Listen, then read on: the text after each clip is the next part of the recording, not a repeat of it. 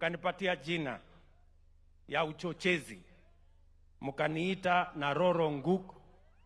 Sasa nikashangaa hii jina Naroro Nguk, nikauliza hii Naroro Nguk inamaanisha nini? Ati mtu ya kukanyaga moto. Sasa nikaona hawa watu wanataka kunichoma jameni. Sasa mkaniletea mtihani ingine ya Amboseli. Sasa niwaulize, Amboseli haikusuluhishwa na rais wa kwanza, rais wa pili, rais wa tatu alijaribu lakini haikuwezekana, makelele ilikuwa mingi, rais wa nne. Sasa nyinyi mkanipatia jina ya uchochezi Naroro Nguk, ati ndio mimi nikuje nisuluhishe hii Amboseli. Kwa mapenzi ya Mungu, si ndio? Kwa mapenzi ya Mungu na maombi yenu, si Amboseli imetimia jameni?